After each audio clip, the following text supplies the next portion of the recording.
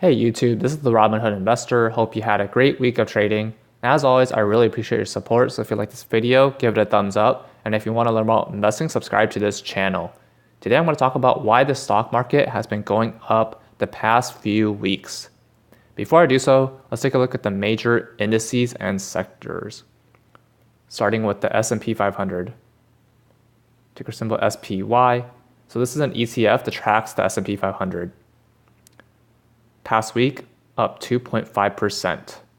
Next is Dow Jones Industrial Average, ticker symbol DIA. This is another ETF that tracks this index. Past week, up 2.61%. Next is NASDAQ, which you can use the Qs, QQQ, to track. Past week, up 1.79%. So overall, the three major indices were up this past week.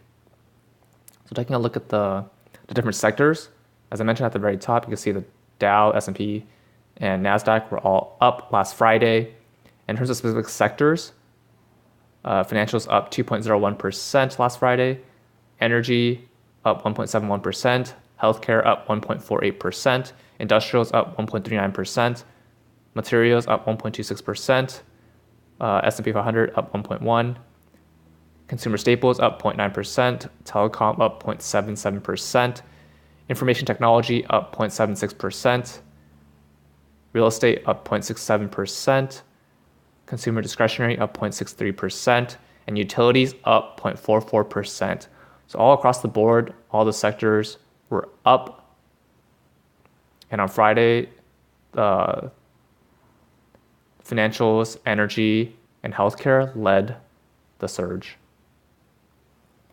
So going back to why the market surged higher, there's been an increase in consumer confidence and more positive market sentiment because there has been signs of progress in the US-China trade negotiations.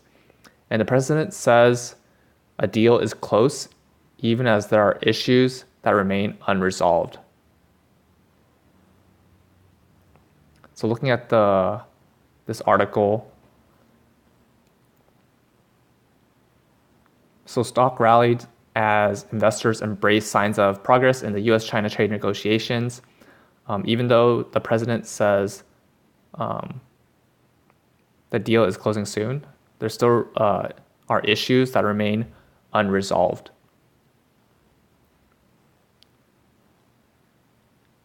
And again, all three indices were up. The Dow racked up its 8th consecutive weekly increase, matching the longest streak period ended November 3rd, 2017. NASDAQ also posted its 8th straight weekly gain, and S&P 500 scored its 7th gain in 8 weeks. All three major indices ended this week up more than 2%.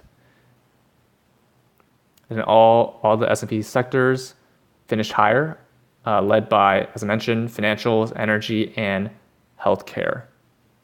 And an Icon Fund's president, Craig Callahan, says the market is just getting rational again and simply rebounding from an irrational sell-off last fall. And the rally came despite this week, data this week showing the first decline in U.S. industrial production in 8 months and largest monthly drop in U.S. retail sales in almost a decade. This shows that if there's less production, it means there's less demand. Same goes for retail sales. If there's a drop, that means overall demand is slowly declining. U.S. Treasury prices also lowered, pushing the 2-year yield up 2 basis points to 2.52%, and the 10-year yield a basis point higher to 2.67%. And last but not least, WTI crude oil settled up 2.2% to $55 per barrel, capping a 5.5% weekly gain.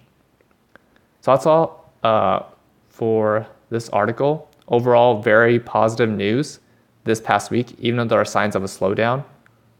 I plan to continue buying more stocks while being very cautious of how I deploy capital in the market. And I plan to continue buying shares of companies that provide a lot of value, have a good balance sheet and income statement, and continue building out my cash position, currently at $9,054. But I want to get this to at least $20,000 so I can easily buy more shares of companies when there's great opportunities.